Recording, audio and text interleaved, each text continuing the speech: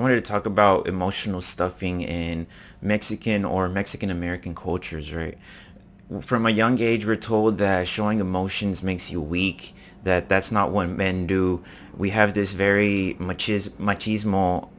strong machismo in our culture, right? Where everything you do has to be based around masculinity, no matter if it's work, if it's your relationship, if it's just being around friends, right? There's no emotions, there's nothing like that. And while on one hand it can be good to kind of ignore your emotions and push through difficult situations, it leads to this lifestyle of not even being able to recognize what emotions you're feeling and just automatically jumping to anger, jumping to your addiction, jumping to whatever you're using to stuff those emotions. And instead of teaching us to be intelligent and find a way to recognize our emotions and to either express them to people close to us or to be able to understand them for ourselves and understand this inner world that we all have, we focus so much on the external and what we show and what it can lead to and how others can think about us and what others do think about us, that it leads to this whole society of Mexican Americans that just feel depressed and sad on their own without ever being able to think about finding help, because at the same time, to Mexican Americans, finding any mental health help is equal to being crazy in a way. They don't see it as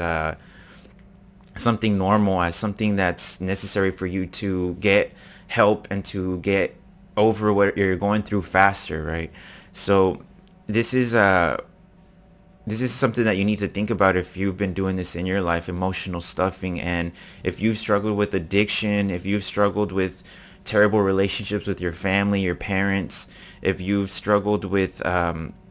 finding any motivation, any ability to get up and go find a job or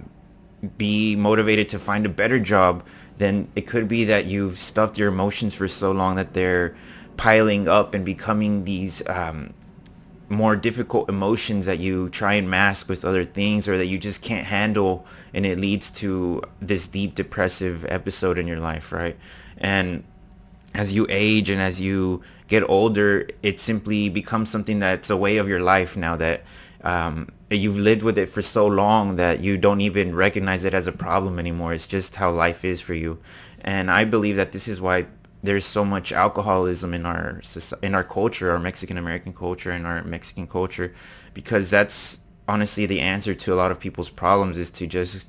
drink your problems away, right? Like, it's so normal. And